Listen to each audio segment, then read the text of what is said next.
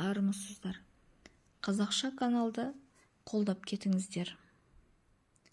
Ауылдан оқшау жалғыз үй болғандықтан мен әзірше бригадирдің көзіне түсе қойған жоқпын. Шынында да демалып уақыт өткізудемін. Жинаған бір жәшік өзімнің меншікті көркем әдебиет кітаптарым бар.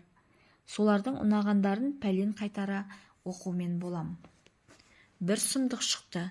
Кітаптарымның арасынан бір бет, екі бетін біреу маған білдірмей жыртып әкетеді. Мен кімнен көрерімді білмей, зарлаймын да қаламын. Әкем, сонша не көрінді, қалған сау беттерін оқысаңда жетпей ме, деп зекіп жұбатып айтқан болады. Сөйтсем, ұры алыстан келмейді екен, ұры әкемнің өзі екен.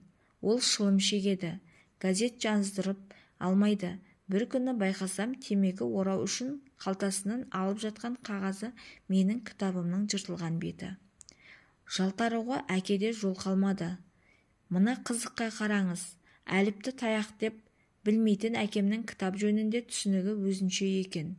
Кітапта бет көп, оның бір екеуін жыртып алғаннан ол несі кетеді деп қарайды.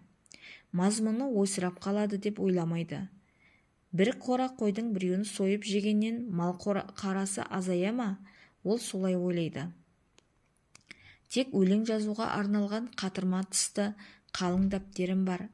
Үйден аулақ оңаша барып, көгал шөпке бауырымды төсеп жатып алам да өлеңдер жазам. Бұдан бұрынырақ жазған өлеңдерім өзіме ұнамайды.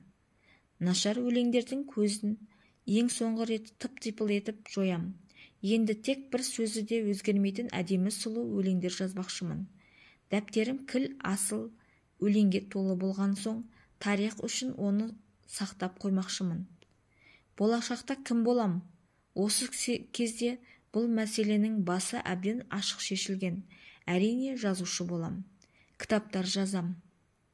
Шешемнің бейіті әлгі арадан онша қашық емес, тұспа-тұс. Шишидің арасымен аяңдап солай қарай келем. Анашыма жоламай кетуді қылмыс көрем. Бейіттер бұлар да өзінше бөлек жатқан бір ауыл есепті. Жұрттың бәрі ақыр түбінде осында келеді. Осы ауылдың мәңгілік тұрғанына айналады. Ең ортада баяғыда 100-ге келіп өліпті дейтін тәпи күмбезі. Одан үлкен күмбез жоқ. Әртүрлі шағын күмбез, сыпашалар, көпшілігі басына түкте тұрғызылмаған, жай ғана темпешіктер.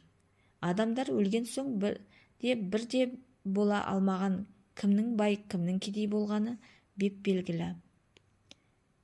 Менің анамның бейіті жай, төмпешік. Үстіне шөп өсіп, төмпегі аласарып кеткен. Анашым, асыл анам, басыңа балаң кеп тұр, артыңа аңыратып тастап кеткен жетімегің келіп тұр.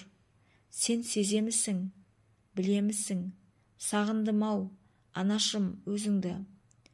Мен о дүние бар дегенге сенем, сенгім келмесе де сенем. Ертеме кешпе, мен дағы өлем той. О дүниеге барам, міне, сол арада анаммен кездесем. Жүрек қалтамның алыс түкпіріне тығып қойған менің ендігі жалғыз үмітім осы. О дүние маған осы үшін қажет. Сонда анаммен қалай көрісер екем?